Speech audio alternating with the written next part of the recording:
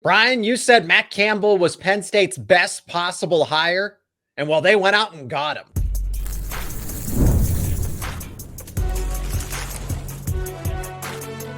You are Locked On College Crossover, part of the Locked On Podcast Network. Your team every day. That is right. You are locked on to Penn State football. Matt Campbell officially hired by the Nittany Lions. We're crossing it over between Locked On Nittany Lions and Locked On the Portal. Discuss all things recruiting, players that could go in the portal, come to Penn State. We're going to evaluate this Matt Campbell hire overall. My name is Zach Seyko. I am your co-host here. He is Brian Smith, host of the Portal, expert on all things recruiting, expert on all things college football. Today's show is brought to you by Game Time. Download the Game Time app, create an account, use code LOCKEDONCollege for $20 off your first purchase. Friendly reminder to let us know your thoughts down in the comment section. Brian, this was your top tier hire for Penn State. Best possible under the circumstances, right? They went swinging for the home run. They went swinging for the fences, and yet they still stumbled. I would compare this to an inside the park home run where they stumbled their way around the bases, and they got your top target on the board. That realistic, unrealistic. I mean, right out of the gate, you said a couple months ago, they got to go get Campbell. Hindsight's 2020. So I agree that this is an A+ hire now, but what do you say looking back over the coaching search? I think Penn State just wanted somebody that had more experience, maybe as an elite recruiter at a program you could do it. That's my only question. I give it an A- right now until I see the coordinators, but I didn't think there was a higher grade they were going to get because I knew Cignetti was going to get caught up in the whole IU thing and he was going to get a big contract. That's one other guy that I thought they might really go at, and they did. I didn't think a lot of the other guys were that realistic, and I wasn't that high on Matt Rule. I don't think he can recruit well enough to do what Penn State needs. I think that would have been a step back for their program. By the way, I think Nebraska is about where they're going to be. I don't think they're getting much higher. So I think Penn State actually dodged a bullet. So again, I don't know if Matt will be an elite recruiter, but I've been around him at a press conference. I've seen like what he can do in terms of recruiting guys that are under the radar. And they've obviously won a lot of games with guys that nobody else wanted. Imagine what you can do if he hires the right people and he puts the effort into recruiting at Penn State, where, no offense to Iowa State, there's no comparison. Yeah, it's levels to this, right? It's different circumstances. Matt Campbell is truly the definition of doing more with less. I mean, he brought Iowa State to a point, because the common argument is, and maybe that's people just trying to, they're just trying to talk smack about Penn State, right? But there is a genuine, I do think there are some people who are trying to genuinely make an argument here. Well, Penn State and James Franklin always went 10-2, and you're hiring the guy that just went 8-4 in the Big 12. Context matters. Iowa State is not this juggernaut powerhouse program within the Big 10, or excuse me, the Big 12. The fact that he got the results that he did speaks volumes. So when you give him Penn State's leverage, when you give him those resources, what can he do? A lot. Well, that's what I'm saying. Like, it should be, bare minimum, it should be a top 10, 12 program, kind of like it was. But his ability to coach on game day, I think it's pretty safe to say, is better than the former coach at Penn State. Yes. Now, the question is, like, the one thing you can't complain about James Franklin, he went out and spent money, made some good hires, whether it was just assistants like Terry Smith, but he also did really good with coordinators by and large. Now, everybody's going to complain about the offense coordinator at every school. That's what fans do. So I throw that to this. I don't care what the fans think. Like, no offense, zero. But they were better there than most people think. They just got to improve in passing. I can't imagine Penn State's not going to do better as a passing team moving forward. It's a really low bar to jump over. To get that higher. Yeah. It's just true. So as long as the offensive coordinator hire goes good, his defenses, how they manage games, how they put themselves in good down and distance, like with players that, again, are almost exclusively 3-star players, they should be in a good spot. And now he's going to have the resources every now and then to hit the portal and get that extra dude. Maybe it's a big-time receiver or a big-time running back, whatever. I'm pretty interested to see how quickly they can turn around. I think it'll take a little while, probably more than Penn State fans want. But I think this will be a year-to-year top 10 program, and one that can beat Ohio State, that can beat Michigan. And, of course, that was the complaint with James Franklin. Well, and that's just it with Matt Campbell is that, okay, you're giving him more to work with. If he can do more with less, what can he do with more, right? And he's an X's and O's guy. He's a guy that's going to out scheme you. That was a common compliment about him for the longest time at Iowa State, not even before the hire here at Penn State, was that he'll outcoach some of the best opponents. And we saw that he did win big games again at Iowa State. Okay. So you're bringing that in. So recruiting, we'll talk about it more in segment 3, is it's going to be questionable, right? You need to see it to believe it. But if you build the product on the football field, then the recruiting takes care of itself. I listened to a recent interview with Josh Pate. I mean, it happened as we're recording this. It happened today, just now before we went to record.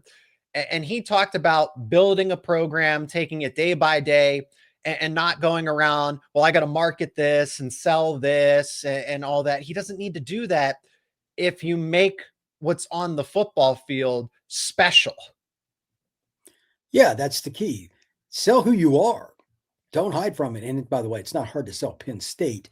You got maybe the greatest home environment in college football. It's a neat setting at the bottom of a mountain. Like, this shouldn't be that hard. And he's a proven guy. I'm sure every conversation with a recruit or a portal guy is going to have something to do with the following. No offense to Iowa State, but there's a reason I left it. We've got that as far as we were going to get it. Yeah. It's just true. Now I'm at Penn State. With what we've proven, we add guys like you, we can win a national title. That's it. I mean, this is not a very difficult pitch. And all of that is realistic from day one walking in. Like, Iowa State was a bowl team when my entire life, I'm 52 years old. Until he got there, that was a 2-win team pretty much every year in some capacity. They were a laughing stock. Then they went out and they were constantly in the top 5 of the Big 12. That was never expected. I mean, they were the team that was getting beat 49-3. And then he's there and they're good. So it's a great story. And he's got Ohio roots. He played at Pittsburgh for a year, played at Mount Union. He came up through the ranks the right way. Like, this is a very Penn State kind of guy. They couldn't have done much better, in my opinion. That's why I'm quick to say, under the circumstances, and then with what we know now, A plus. I mean, or at least it, like you said, A minus, I think is a fair grade overall, but I can take it a couple notches further because perfect culture fit. He is a central Pennsylvania, even though he was born and raised in Ohio, Northeast Ohio, but he's got central Pennsylvania. Again, it fits with what Penn State wants and with what Matt Campbell wants. It's authentic. It's genuine. He's not pretending to be somebody else just for the sake of Penn State. He doesn't view this as a job. Brian, the final thing, and then I want to talk about coordinators when we start the other segment after the break, because you said that can make this move look even better if he's able to ace his coordinator hires right from the beginning. So Jim Knowles, Andy Kotelnicki will retain them, right? We'll talk about it. The part of the reason why Penn State really made this hire worthwhile is because Matt Campbell's not going to go anywhere. He has the potential to be a lifer, to do this for the next 10, 15, 20 years. He's not going to be looking around saying, should I go to the NFL? He was picky about leaving Iowa State. He was picky about leaving Toledo. Imagine how selective he's going to be with Penn State, but that's not, I'm not even concerned about that in the slightest. Is that maybe an NFL team comes calling. He's certainly not going to leave for another college job. And I can't imagine, if he's already turned down the NFL once to go away from Iowa State, what makes us believe that he'll jump away from Penn State immediately if the NFL tries calling again? From being around him at the one time that I covered him at a press conference, he's a college fit. I'm not saying he can't coach the National Football League, but I think he's the kind of guy that enjoys the slow, methodical build of a player emotionally, academically, socially, and of course on the grid. I think he's that guy that fits. Yeah. And like you said, you couldn't have placed this in a better term. Central PA kind of guy, Central PA fit. That's why I said he should be their guy to begin with. He's from Northern Ohio. He's played in the state of they recruit there all the time. It's easy. This is a great fit. The only question again, does he get the right coordinators, get the pieces around him to recruit elite? It shouldn't be that hard, but you got to still do it. For now, I give it an A minus, and Penn State fans should be thrilled. It's all the extracurricular stuff, first and foremost, the stuff that builds the foundation of a program: authenticity, loyalty, honesty, just the culture of it. That's why this Matt Campbell hire for Penn State is outstanding. But he's got to hire the right coordinators to get the ball rolling, to start the process here. Should he retain Andy Kotelnicki and Jim Knowles? Because, well, they're under contract, but he also just brought over his defensive coordinator. So what does all of this mean? Plus, which players should Penn State try to retain and target in the transfer portal? That's coming up next here on this Locked On Crossover. And this episode is brought to you by Omaha Steaks. The holidays come with two big goals: feeding people well and finding gifts they'll actually love. And when you want both handled in one move, Omaha Steaks is the way to go. From hosting to gifting, they deliver the world's best steak experience right to your door. Because during their Sizzle All the Way sale, you can stock up and save in a huge way. 50% off site-wide at omahasteaks.com. And it gets even better. Locked On College listeners get an extra $35 off with code COLLEGE at checkout. I've received Omaha Steaks as a gift before, and I always enjoy receiving that every holiday season. It's one of the best gifts that I ever get. I also love, you will love this, how easy it is to send as a gift. It shows up frozen. It's packed beautifully. It's ready to cook. You have steaks that are perfectly aged, insanely tender, and it's restaurant level at home. So many options. You got fillets, burgers, comfort meals, sides, desserts. You can build a box for anyone, literally anybody. Holiday magic made easy. And if you order by 6 p.m. Eastern time, it will ship the same day. So save big on gourmet gifts. More holiday favorites with Omaha Steaks. Visit omahasteaks.com for 50% off site-wide during their Sizzle All the Way sale. And for an extra $35 off, use promo code COLLEGE at checkout. Terms apply. See site for details. omahasteaks.com with promo code COLLEGE. Coordinators are going to be key. It's self-explanatory here, but Matt Campbell is already making the necessary moves. I like Ryan Clanton coming over from Iowa State, run game coordinator, offensive line coach. That phenomenal hire to bring him over with you to Penn State. You have Derek Hoosier, who's going to be in theory the de facto general manager, even if they name. So that's a player personnel move that Penn State fans should like a ton. When it comes to coordinators, though, here's what I'll say. Like you said, people want to dunk on the offensive coordinator. Fans want to complain about him. I don't think Andy Kotelnicki is actually that bad of a play caller. And with what Matt Campbell wants to do fundamentally, run the football, ground and pound, be physical. That's honestly, people will complain about the gimmick plays, and I criticize them all the way. But notice how Andy Kotelnicki kind of settled down after Terry Smith took over. They said, we're going to stop the gimmick plays. Andy Kotelnicki is a good play caller, and his specialty is running the ball effectively. I mean, they had top 10 rushing offenses when he was over at Kansas. So if Matt Campbell is going to have a run-first, run-centric type of offense, the offensive coordinator that's already in the building, if he wants to stick around and stay college, I could see him wanting to get out, just saying, hey, I was here with James Franklin. Maybe I don't like Penn State that much, but I don't think Andy Kotelnicki or Jim Knowles, it's not a bad idea to retain one, if not both of them, for Matt Campbell. Yeah. Now the question becomes, who's going to be the back office guy or the assistant? Egos and all that stuff. Yes. This is where it's unfortunate, but Matt Campbell will have zero say in this. The egos are the ones who are going to have to figure that part out. Mm-hmm. I've learned the hard way that the most stubborn people on earth are college football coaches. Giving up power, they just don't like to do it. Will that work? Will guys work together? Offense and defense, all the schemes and everything? How he hires people? I don't know, but like Kotelnicki, I thought was a really good hire at the time when they brought him over from Kansas. It was a top 15 offense in 2024. Yeah. And like I mentioned with Iowa State a little bit ago, historically terrible program. Kansas is right there next to him. They were the other team getting beat 49-3 forever. They were awful. He got there and boy, that was amazing. They were starting to throw the ball around. They beat teams I remember them pounding teams really bad, like Oklahoma and stuff. It's like, what is going on? He was a part of that run. He can coach, but he needs the right fit. Yes. Will that work in conjunction with what Campbell wants to do? I have no idea. I think it could because, again, they're run focused. So that's the general idea.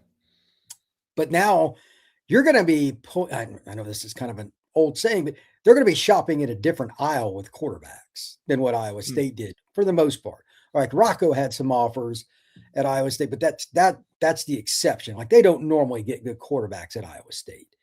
Penn State, every other year, you expect a top 100 quarterback. Yeah. Pretty much. That's kind of what it is. So will they agree on the style, stick with it, and just slowly develop, which is my expectation.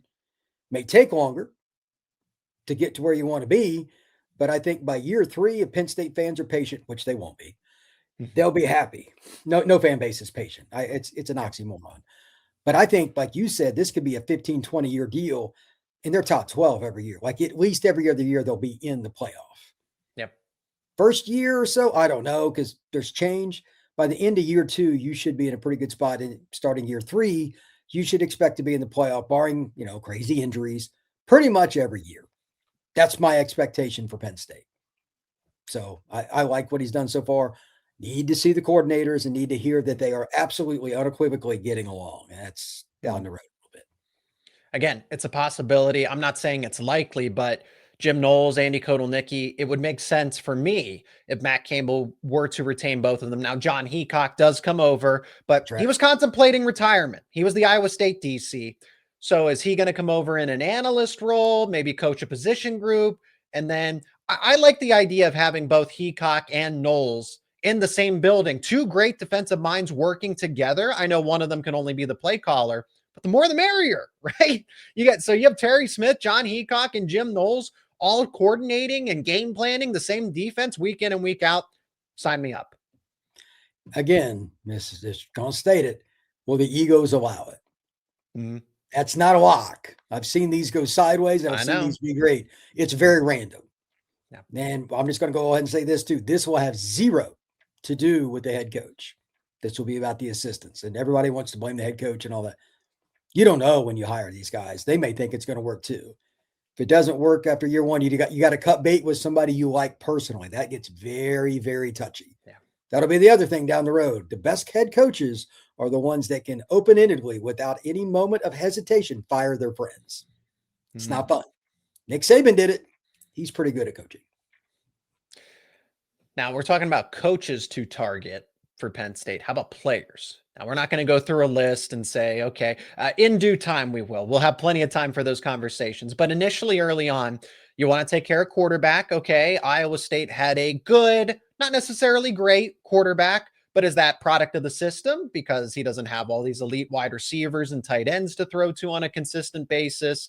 Iowa State was dealing with injuries. Like they got swamped with injuries last season, which is why they went 8-4. I'm not opposed to the idea of Rocco Becht, especially if Ethan Grunkemeyer is going to leave. However, Brian, Matt Campbell actually recruited Ethan Grunkemeyer back in high school. So there's already just some prior connection. There's a prior relationship. This is a no-brainer for me, though. If Ethan Grunkemeyer wants to stay in Happy Valley, you get him to stay. You don't toss it up. And I'll say this, because Grunkemeyer already showed progress. I think his ceiling, we haven't even seen the best of Ethan Grunkemeyer yet. He's got 3 years of eligibility remaining. So 1 year of Rocco Becht, who might have hit his peak and still has maybe some room to grow, or Ethan Grunkemeyer, where the sky's the limit and you got 3 years of eligibility remaining and he's already kind of comfortable as it is being at Penn State. You don't know. You can speak to Becht, though, because he's from Florida. You know the Florida area prospects very well. He went to Iowa State. He was okay to good. But again, 1 year, I'm taking Ethan Grunkemeyer every single time in this conversation. Yeah, I agree with that. And hopefully they can figure that out quickly. Like I'm partial to Rocco and his family. They were always great with me. I lived in the Tampa area and so did they. But 1 year, Ethan's got 3 years of eligibility remaining. Like that's no-brainer. Awkward. My guess is you've got to take somebody from the portal to add depth. Oh, you need a depth chart. Yeah. So I don't know what their totality is, and I'm guessing it's pretty bad, especially with Yoon and all that. But they got to get somebody, and I don't know how you do that. But that we can talk about that another day. As much as I'm sure they would like to win next year, are you winning a national title next year with this roster? Probably not. And you'd spend a lot of money on Rocco. Somebody's going to spend a lot of money on Rocco. Somebody's If he going to transfers, yeah. He might stay Somebody's at gonna Iowa do- State. Yeah, but I have no idea where that will be. Anyway, to make a long story short, if I was Penn State, I would invest maybe next year in a quarterback, a younger guy that went somewhere you missed out on, that redshirted, take him, but that's next year. I would roll with Grunkemeyer, spend money on offensive and defensive line, and save my money for high school recruiting. This is the part, I'm just going to go ahead and say this, where Penn State fans may not like it. Next year, I think Penn State's a 6-6, 7-5 team. Schedule won't be easy. You're going to be transitioning to a quarterback with very little experience, whole bunch of new coaches. There's going to be a lot of close losses. That's the history of it. Year 2, year 3, you'll be really good again. It's probably a 1 year off. Okay, whatever. But if you let Grunkemeyer have this whole next season after starting a little bit of this year, man, he's going to be really good the last couple of years of eligible. You could be a college football playoff team and be a threat to win it. That's the best path. Going to take patience, which again, I know Penn State fans will have zero of, but that's still the best path long term. You're speaking to me. I'm good on the path. I'm good on the trajectory. I'm willing to, because you're kind of anticipating total chaos. So that's kind of the follow up here, Brian, is that, and again, with the recruiting blueprint, that we're going to talk about in segment 3, what should Matt Campbell do in your mind? Is it just make Penn State, Iowa State 2.0 and bring as much of that roster over? The guys, there are a lot of veterans on that team.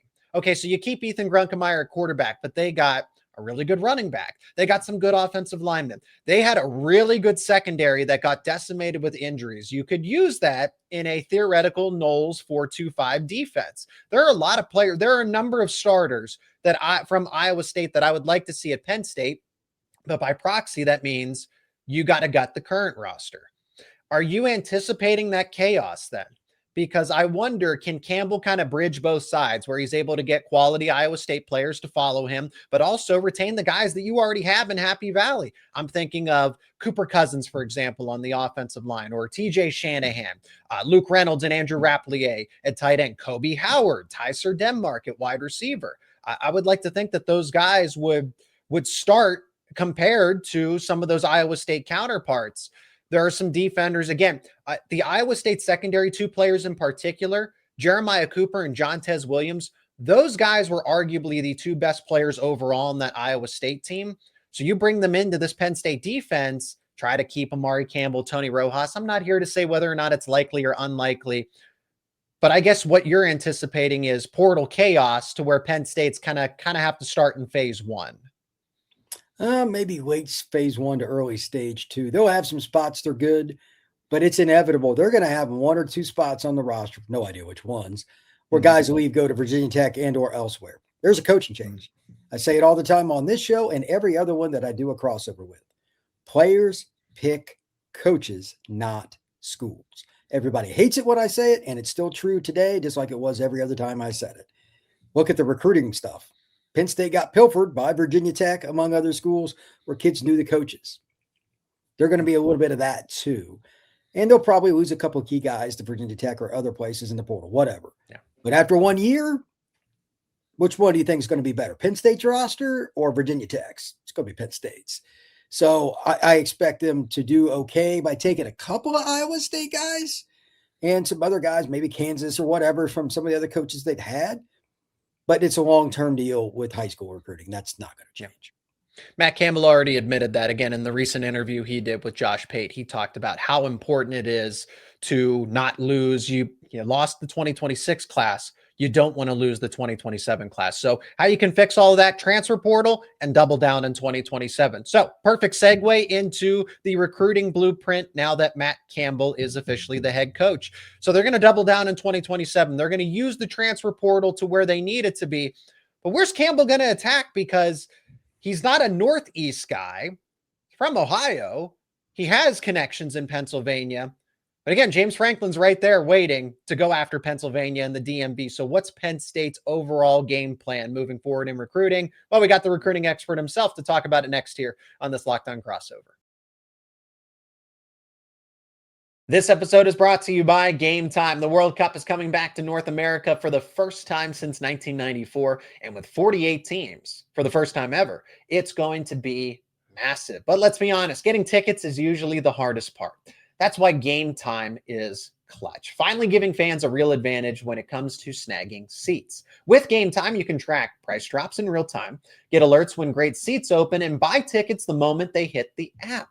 It puts the power back in your hands and makes going to the World Cup realistic instead of impossible. You pull up the app and the layout makes it so simple to scroll through the matchups and compare seat views, pick a game, tap a section, and have your tickets locked within minutes. No confusion, no hunting for fine print. The seat view feature, now that's a game changer. You literally see what your point of view is going to look like from that exact seat before you go to buy. And prices include fees up front, which you're going to love. No last second surprises at checkout. Take the guesswork out of buying World Cup tickets in every match, concert, or event with Game Time. Download the Game Time app, create an account, use code LOCKEDONCollege for $20 off your first purchase. Terms apply.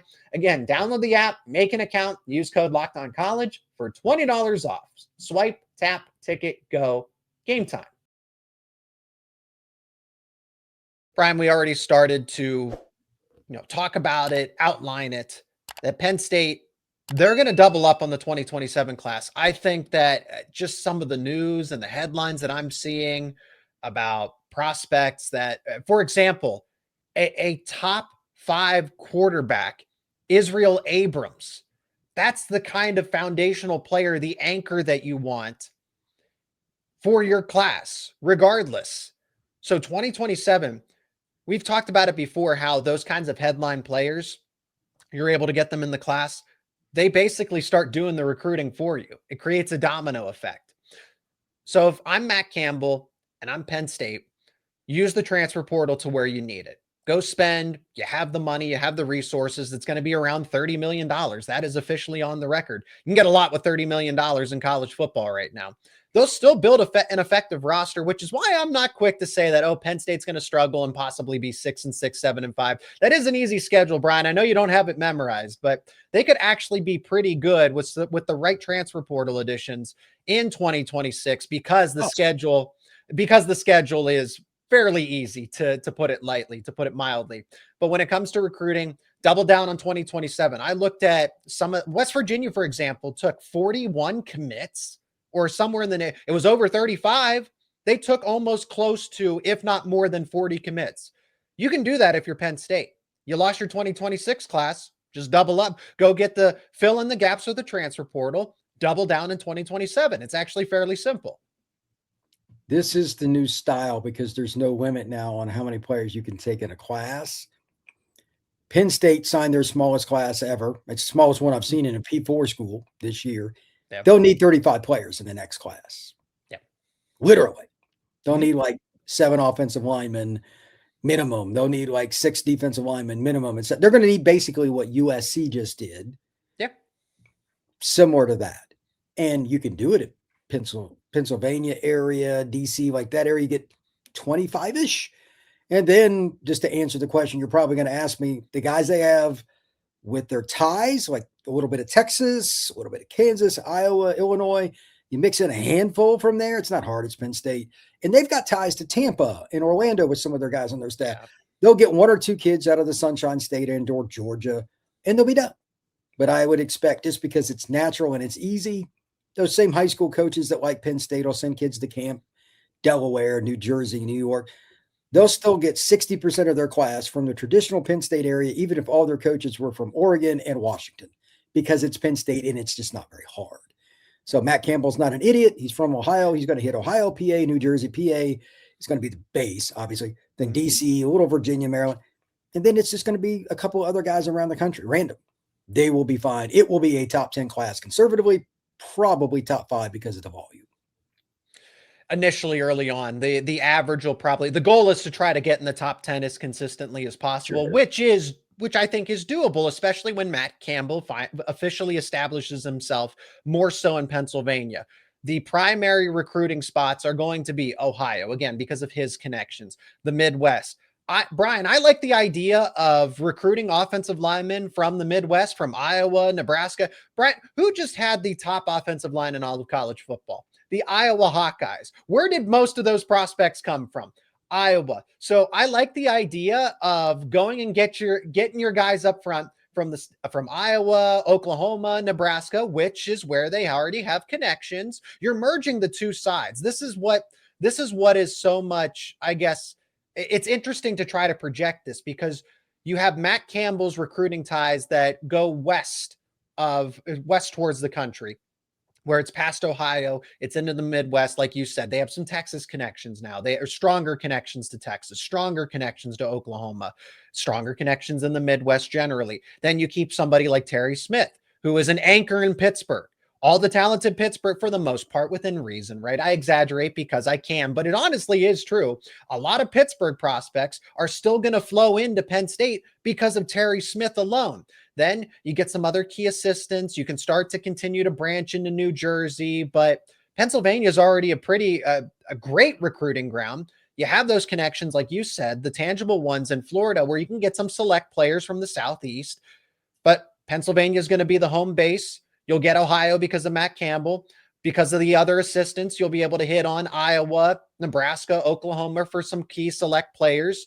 And then DC, Maryland, Virginia, honestly, it's not even so much that James Franklin's a recruiting threat.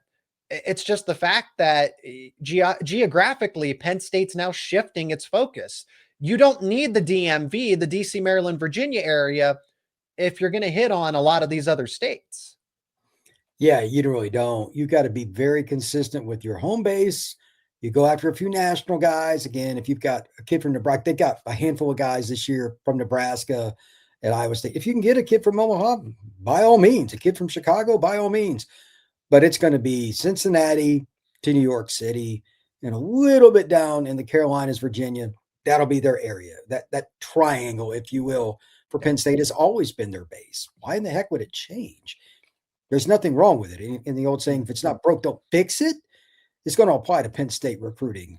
They'll just be, especially year one, with the volume of recruits they need, you may see a few more odds and ends, but most years they take 25-ish. There'll be 5 guys outside of the quote-unquote normal footprint for Penn State recruiting, which again, Ohio, PA, New Jersey, Connecticut, New York, DC, that kind of stuff. Everything else will be copacetic with what you would expect.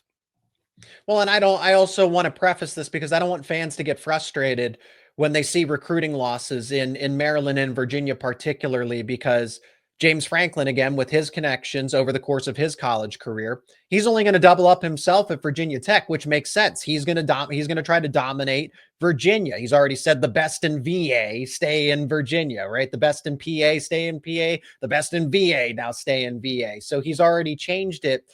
But it's because Penn State, it's not only because James Franklin's going to hit on those areas. Penn State's just not going to make them as much of a priority, and that is not a bad thing. That is going to be okay when you're doubling up in Ohio, when you're doubling up in the Midwest, and you're getting connections in those other states that you normally wouldn't recruit in if you were Penn State before Matt Campbell. Yeah, that's okay. If they come from Virginia, they'll still probably get 2 or 3 kids from Virginia a year. Maybe. I'm more concerned about Northern Virginia and getting a kid or 2 that they really want out of DC. DC per capita is unbelievable. Always has been. They've got to continue to hit that. Catholic schools in Jersey, that northern New Jersey area, we all know what it is. And then Pittsburgh, some of the northern, like the key really is, and this is hard. Joe probably had a little success doing this over his career. No matter how bad Ohio State is, that's a really hard state to recruit. If Ohio State wants a kid, they win like 99% of those battles. You're going to have to find a way to get a few of them. Like the 94 Penn State team, they got Kajana Carter, who basically lived in Columbus. Like that team is not the same team it was without him. They got him. So if you get somebody like that, you got to steal a big name out of Ohio or to Detroit or Chicago to go along with your traditional base. That's it. Otherwise, I'd be shocked. I mean, they don't need to change their footprint. I think they will go out and kill it this first year. If it's the number 1 class, it wouldn't surprise me because, again, they're going to sign 35 guys, and they should have a very easy transition into that. There's playing time. It's Penn State. It'll be a recruiting swoon for the Nittany Lions. Well, and one of those players, like you said, that Penn State would have to surprise could be that top tier quarterback in next year's class in Israel Abrams, already being linked to Penn State. He's expressing interest. So a good start.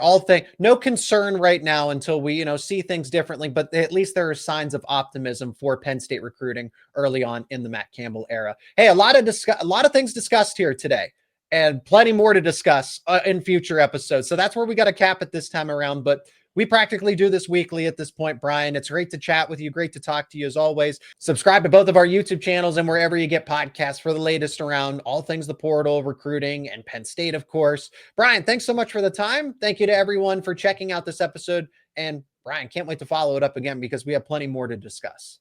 Absolutely. Looking forward to it.